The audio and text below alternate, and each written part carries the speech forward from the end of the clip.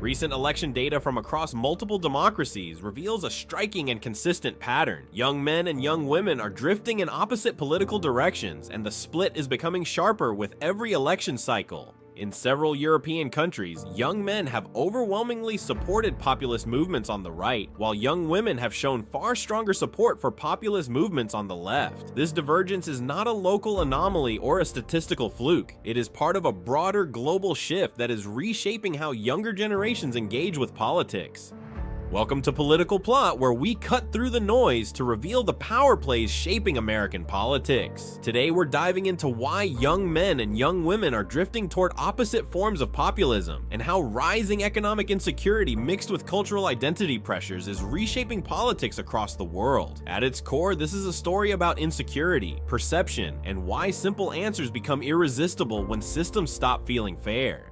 The same dynamic appears far beyond Europe. In East Asia, young women have moved rapidly toward progressive and redistribution-focused movements, while young men who once leaned left are now swinging decisively toward conservative and nationalist parties. In English-speaking countries, populist right movements that were once seen as aging clubs for older voters have been reinvigorated by young male support. What we are witnessing is not just a political realignment, but a generational and gendered fracture in how people interpret society, fairness, and power. To understand what is happening, it is not enough to assume that populism is inherently dangerous or automatically virtuous. The academic literature on populism is far more nuanced than the public debate suggests. While there are many historical examples where populist leaders weakened democratic systems or damaged economic stability, there are also moments where populist pressure forced stagnant elites to respond to real grievances. Treating all populism as the same misses what younger voters are actually responding to. A useful starting point is defining what populism actually means. For much of the late 20th century, scholars viewed populism primarily as a regional phenomenon tied to Latin America. That assumption no longer holds. Over recent decades, support for populist movements across Europe and North America has surged from marginal levels to a substantial share of the electorate. This growth has occurred across the ideological spectrum, including left-oriented, right-oriented, and hybrid movements that do not fit neatly into traditional party categories. To make sense of this, researchers moved away from moral judgments and instead developed clearer analytical definitions. At its core, populism is not about policy specifics, but about framing. A movement is considered populist when it places a fundamental conflict between ordinary people and a corrupt or distant elite at the center of its message. This framing can exist on both the left and the right, which is why movements that appear ideologically opposed can still be classified as populist. This helps explain why movements associated with figures like Bernie Sanders and Donald Trump are both labeled populist by researchers, despite their vast differences. Both frame politics as a struggle against entrenched elites, whether those elites are described as oligarchs, bureaucrats, globalists, or cultural institutions. However, once you move beyond that shared framing, the similarities largely disappear.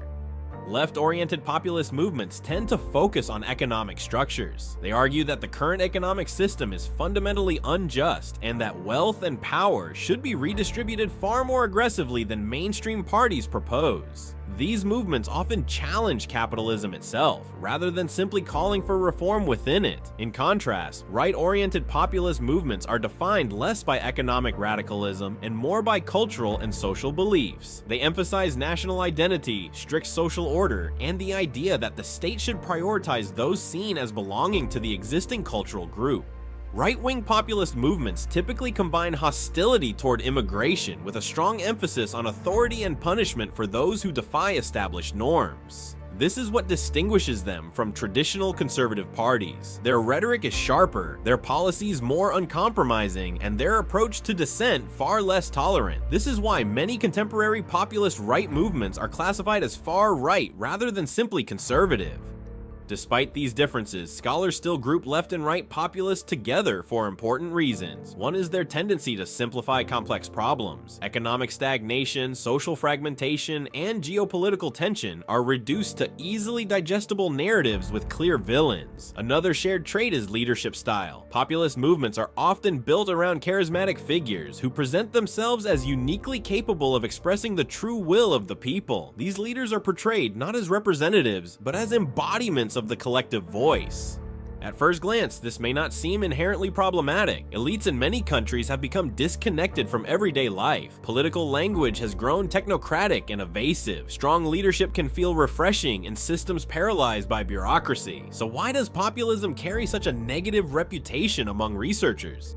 Historical analysis offers two recurring concerns. The first is institutional erosion. Populist leaders, once in power, often challenge courts, media, and other checks on authority. They frame these institutions as obstacles placed by elites rather than safeguards for democracy. Over time, this weakens the balance of power and concentrates authority in the executive. Studies examining dozens of populist governments across multiple regions consistently find a higher likelihood of democratic backsliding compared to non-populist administrations.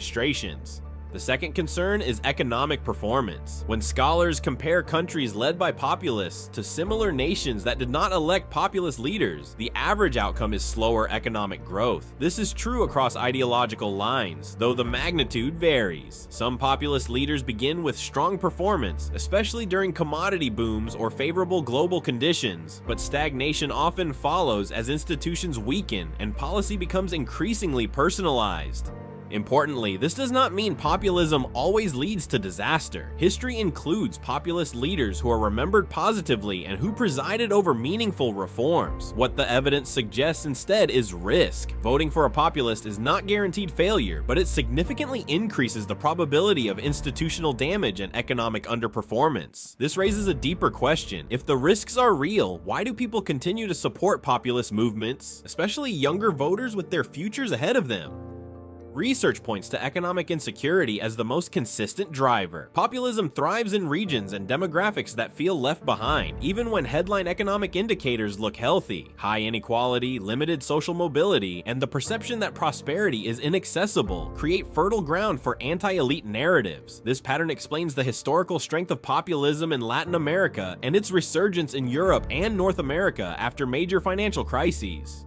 For today's younger generation, insecurity takes a different form. Youth unemployment may be lower than in previous crises, but housing costs have exploded and the overall cost of living has risen sharply. Many young people feel locked out of milestones their parents took for granted. This persistent pressure feeds resentment and openness to movements that promise dramatic change.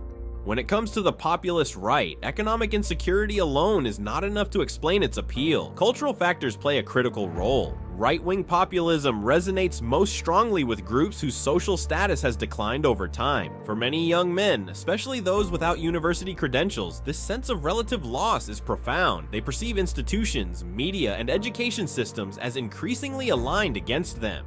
Until recently, scholars explained this dynamic largely through nostalgia. Populist messaging evoked a glorified past when social roles felt clearer and status felt more stable. But nostalgia alone does not fully explain why younger men who did not experience that past are embracing these movements. Several emerging factors help fill the gap. One is backlash against cultural narratives that portray masculinity primarily as a problem to be corrected. Another is rising loneliness among young men, which research links to increased susceptibility to extremist and populist messaging. A third factor is the growing education gap, where young women increasingly outperform young men academically, translating into social and economic advantages. These trends are amplified by social media platforms that reward outrage and simplicity. Populist figures have been particularly effective at dominating digital spaces popular with young men, such as long-form podcasts and short-form video platforms. Their messages feel direct, personal, and unconstrained by institutional language. Taken together, these forces suggest that the turn toward populism among young men and women is driven by the same underlying insecurity, filtered through different cultural lenses. Economic pressure sets the stage. Identity and social experience shape the direction.